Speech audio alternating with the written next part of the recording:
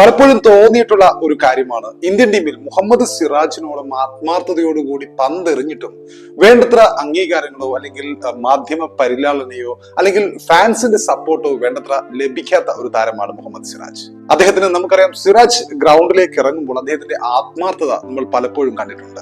200%, 100% വരെ 200% ഗ്രൗണ്ടിൽ അദ്ദേഹം ടീമിന് വേണ്ടി കളിക്കുന്നത് നമ്മൾ കണ്ടിട്ടുണ്ട്. 10 ഓവർ സ്പെല്ലോ അല്ലെങ്കിൽ 15 ഓവർ സ്പെല്ലോ കണ്ടിന്യൂസ് ആയി അദ്ദേഹം എറിയാറുണ്ട്. പരിക്കിന്റെ ആ ഒരു കാരണങ്ങളോ അല്ലെങ്കിൽ വർക്ക് ലോഡിന്റെ പരാതിയോ ഒന്നും ഇതുവരെ മുഹമ്മദ് സിറാജ് പറഞ്ഞിട്ടില്ല. എല്ലാ മത്സരങ്ങളും കളിക്കാൻ അദ്ദേഹം 100% ആഗ്രഹിക്കുന്നു എന്നുള്ളത് നമ്മൾ പലപ്പോഴും കണ്ടിട്ടുണ്ട്. ചാമ്പ്യൻസ് ലീഗ് ട്രോഫി ടൂർണമെന്റിൽ അദ്ദേഹത്തിന് അവസരം ലഭിക്കാതിരുന്നപ്പോൾ പോലും അതിൽ ഏറെ വിഷമിച്ച ഒരു സിറാജിനെ നമ്മൾ കണ്ടിട്ടുണ്ട്.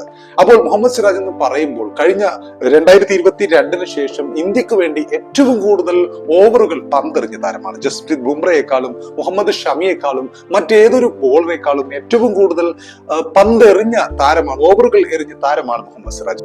ഏതാണ്ട് 970-ലേറെ ഓവറുകൾ ഇതിനകം 2022 ശേഷം അദ്ദേഹം എറിഞ്ഞിട്ടുണ്ട്. ബുംറയ്ക്ക് ഇതിന്റെ പകുതി ഓവറുകൾ മാത്രമാണ് ബുംറയൊക്കെ എറിഞ്ഞിട്ടുള്ളത്. അപ്പോൾ വർക്ക് ലോഡിനെ കുറിച്ച് ഒരിക്കലും സിറാജ് പരാതി പറഞ്ഞിട്ടില്ല. എല്ലാ ടെസ്റ്റും കളിക്കാൻ ആവേശത്തോടു കൂടി അദ്ദേഹം എത്താറുണ്ട് എന്ന് നമ്മൾ കണ്ടിട്ടുണ്ട്. അപ്പോൾ ഈ രണ്ടാം ടെസ്റ്റിൽ ആൻഡേഴ്സൺ ടെണ്ടുൽക്കർ ട്രോഫി ടൂർണമെന്റിൽ രണ്ടാം ടെസ്റ്റിൽ സിറാജിന്റെ ദിനമായിരുന്നു കഴിഞ്ഞ ദിനം. സിറാജ് 6 വിക്കറ്റുകളുമായി ഇംഗ്ലീഷ് ബാറ്റിംഗ് നിരയെ തകർക്കുകയായിരുന്നു കഴിഞ്ഞ ദിനം. സിറാജിന്റെ പന്തുകൾക്ക് മുന്നിൽ ഇംഗ്ലീഷ് ബാറ്റർമാർ പലപ്പോഴും അടിപതറി നിൽക്കുന്നത് നമ്മൾ കണ്ടിട്ടുണ്ട്. ഈ മത്സരത്തിൽ തുടക്കത്തിൽ തന്നെ കഴിഞ്ഞ ദിനം 2 വിക്കറ്റുകൾ വീഴ്ത്തിക്കൊണ്ട് ഇംഗ്ലണ്ടിനെ ബാക്ക് ഫുട്ടിലാക്കിയെങ്കിലും ജാമി സ്മിത്തും ഹാരി ബ്രൂക്കും ചേർന്നുകൊണ്ട് ഇംഗ്ലണ്ടിന് 300-ലേറെയുള്ള ഒരു പാർട്ണർഷിപ്പ് അടുത്തുയർത്തുകയുണ്ടായി. ആ സമയത്തും നമുക്കറിയാം, സിറാജിനൊപ്പം വലിയ സപ്പോർട്ടൊന്നും ലഭിച്ചിരുന്നില്ല. അപ്പുറത്ത് പ്രസീദ് കൃഷ്ണയാണെങ്കിൽ റൺസ് ഒരുപാട് വഴങ്ങിക്കൊണ്ടിരിക്കുന്ന ഒരു കാഴ്ചയാണ് നമ്മൾ കണ്ടത്. സ്പിന്നർമാരായ വാഷിംഗ്ടൺ സുന്ദറും രവീന്ദ്ര ജഡേജയും ഒന്നും അത്രയൊന്നും എഫക്റ്റീവ് ആയിരുന്നില്ല കഴിഞ്ഞത്. പക്ഷെ സിറാജിന്റെ പന്തുകൾ, സിറാജിന്റെയും ഒരു പരിധിവരെ ആകാശ് ദീപിന്റെയും പന്തുകൾക്ക് മുന്നിൽ പലപ്പോഴും ഇംഗ്ലണ്ട് അടി പതറുന്നത് അല്ലെങ്കിൽ അവരൊന്ന് ഭയക്കുന്നത് നമ്മൾ കണ്ടിട്ടുണ്ട്. നമുക്കറിയാം, ഇന്ത്യയുടെ പ്രധാന ബോളറായ ജസ്പ്രീത് ബുംറ ഇല്ലാത്ത മത്സരമാണിത്. ബുംറയ്ക്കൊപ്പം അനുഭവ സമ്പന്നനായ മുഹമ്മദ് ഷമിയും ഈ ഒരു ടെസ്റ്റ് പരമ്പരയ്ക്കില്ല.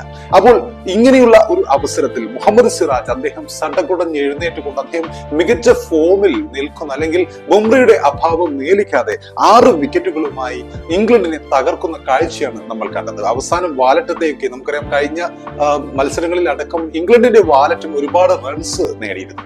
ആ ഒരു സാധ്യത അപ്പാടെ ഇല്ലാതാക്കുകയായിരുന്നു മുഹമ്മദ് സിറാജ് അവസാന ഓവറുകളിൽ. അദ്ദേഹത്തിന്റെ 6 വിക്കറ്റുകൾ എന്ന് പറയുമ്പോൾ അദ്ദേഹം ഓസ്ട്രേലിയയിൽ 5 വിക്കറ്റ് നേടിയിട്ടുണ്ട്, വെസ്റ്റ് ഇൻഡീസിൽ 5 വിക്കറ്റ് നേടിയിട്ടുണ്ട്, ഇംഗ്ലണ്ടിൽ 5 വിക്കറ്റ് നേടിയിട്ടുണ്ട്, സൗത്ത് ആഫ്രിക്കയിൽ 5 വിക്കറ്റ് നേടിയിട്ടുണ്ട്. അപ്പോൾ ഇങ്ങനെയുള്ള രാജ്യങ്ങളിലെല്ലാം ഓവർസീസ് കണ്ടീഷനുകളിലെല്ലാം 5 വിക്കറ്റ് നേട്ടം കൊയ്തുകൊണ്ട് സിറാജ് താൻ എന്തുകൊണ്ട് ഇന്ത്യൻ ടീമിന് അത്യന്താപേക്ഷിതമായി നിലനിൽക്കേണ്ടതുണ്ട് എന്ന് തെളിയിക്കുകയായിരുന്നു. മുഹമ്മദ് സിറാജിന്റെ പന്തുകൾ, അദ്ദേഹം ബെൻ സ്റ്റോക്സിനെ ഔട്ടാക്കിയ ആ പന്ത് മാത്രം മതി അദ്ദേഹത്തിന്റെ പ്രതിഭയുടെ ആഴം നമുക്ക് മനസ്സിലാക്കാൻ. സിറാജിന് നമുക്കറിയാം, ഒരു കാലത്ത് അദ്ദേഹം റൺസ് ഏറെ വഴങ്ങിയപ്പോൾ അദ്ദേഹത്തെ ചെണ്ട സിറാജ് എന്ന് പറഞ്ഞ് പരിഹസിച്ചിരുന്നു. ഒരു സമയത്ത് ദിൻഡ അക്കാദമിയിലേക്ക് അദ്ദേഹത്തെ ചേർത്തുകൊണ്ട് നമുക്കറിയാം, അങ്ങനെ ഒരു സാങ്കല്പിക അക്കാദമി ക്രിക്കറ്റ് ലോകത്തുണ്ട്. റൺസ് ഏറെ വഴങ്ങുന്ന ബോളർമാരെയൊക്കെ ഉൾപ്പെടുത്തിക്കൊണ്ടുള്ള ഒരു സാങ്കല്പിക അക്കാദമി. അങ്ങനെ ഒരു അക്കാദമിയിൽ ചെണ്ട സിറാജ് എന്ന് പറഞ്ഞുകൊണ്ട് സിറാജിനെയും ഉൾപ്പെടുത്തിയിരുന്നു ഒരു ഘട്ടത്തിൽ. പിന്നീട് അദ്ദേഹം മികച്ച ഫോമിൽ IPL ഫോമിൽ അടക്കം ഇന്ത്യൻ ടീമിലേക്ക് എത്തുന്നു. ആ സമയത്ത് വിരാട് കോഹ്ലി ക്യാപ്റ്റനായ സമയത്തായിരുന്നു അദ്ദേഹം ഇന്ത്യൻ ടീമിലേക്ക് എത്തുന്നത്. നമുക്കറിയാം, വിരാട് കോഹ്ലി സിറാജ് ബോണ്ട് നമുക്കറിയാം. സിറാജിനെ ഏറ്റവും കൂടുതൽ ഹെൽപ്പ് ചെയ്തിട്ടുള്ളത് അല്ലെങ്കിൽ ടീമിൽ അദ്ദേഹത്തിന് സ്ഥാനം നൽകിയതെല്ലാം വിരാട് കോഹ്ലിയാണ്. കാരണം ആ സമയത്ത് സിറാജ് സൺറൈസേഴ്സ് ഹൈദരാബാദിൽ കളിക്കുന്ന സമയത്ത് വിരാട് കോഹ്ലി അദ്ദേഹത്തെ നോട്ടം വിട്ടിരുന്നു. അതിനുശേഷം RCBയിലേക്ക് തൊട്ടടുത്ത വർഷം സിറാജിനെ 2018 കാലഘട്ടത്തിൽ RCB അവരുടെ ടീമിലേക്ക് എടുക്കുന്നു. അതിനുശേഷമുള്ള 2-3 സീസണുകൾ സിറാജ് മിന്നും ഫോമിൽ പന്തെറിയുന്ന കാഴ്ചയാണ് നമ്മൾ കണ്ടത്. RCBക്ക് ആ സമയത്ത് നോക്കൌട്ട് ക്രിക്കറ്റുകളിലോ അല്ലെങ്കിൽ കപ്പടിക്കാനോ ഒന്നും കഴിഞ്ഞില്ലെങ്കിലും സിറാജിന്റെ ബോളിംഗ് പെർഫോമൻസ് ആ സമയത്ത് വലിയ രീതിയിൽ ശ്ലാഘിക്കപ്പെട്ടിരുന്നു.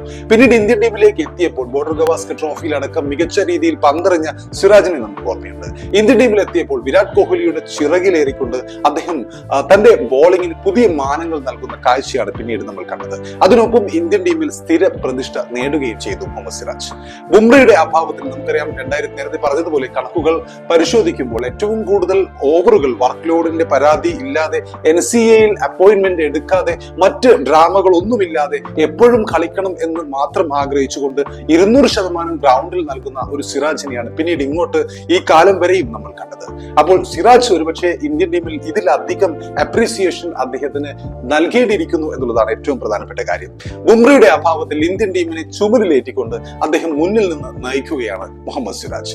അദ്ദേഹം ഇംഗ്ലണ്ടിനെ ഇതിനകം തന്നെ ബാക്ക് ഫുട്ടിലാക്കിയിട്ടുണ്ട്. ഈ ടെസ്റ്റ് ഇന്ത്യക്ക് ജയിക്കാമെന്ന സ്ഥിതിയിലേക്ക് അദ്ദേഹം എത്തിച്ചിട്ടുണ്ട്. അപ്പോൾ ഇപ്പോൾ തന്നെ 200-ലധികം റൺസ് ഇന്ത്യക്ക് ലീഡുണ്ട്. അടുത്ത ദിവസം അതിവേഗം റൺസ് എടുത്തുകൊണ്ട് ഇംഗ്ലണ്ട് ബാറ്റർമാരെ സമ്മർദ്ദത്തിലാക്കാനായിരിക്കും ഇന്ത്യയുടെ ശ്രമം. കാരണം സിറാജ് രണ്ടാം ഇന്നിംഗ്സിലും ഒരുങ്ങി തന്നെയാണ്.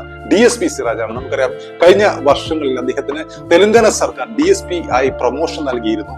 അപ്പോൾ DSP സിറാജ് അദ്ദേഹം ഇംഗ്ലണ്ട് ടീമിനെ അർജന്റീനായി അടുത്ത ഇന്നിംഗ്സിലും കാത്തിരിക്കുന്നു എന്ന് തന്നെ വേണം കരുതാൻ. അദ്ദേഹത്തിന്റെ ഇപ്പോഴത്തെ ഫോം കാണുമ്പോൾ ബെൻ സ്റ്റോക്സിന് ഔട്ടായി ആ ഒറ്റ പന്ത് മതി അദ്ദേഹം മികച്ച ഫോമിലാണ് പന്തെറിയുന്നത് എന്ന് നമുക്ക് മനസ്സിലാക്കാൻ. അപ്പോൾ ബുംറ ഇല്ലാതെ ഒരു ടെസ്റ്റ് ഇന്ത്യ ജയിക്കുമോ എന്ന് അടുത്ത ദിവസങ്ങളിൽ നമ്മൾ കണ്ടറിയേണ്ടിയിരിക്കുന്നു.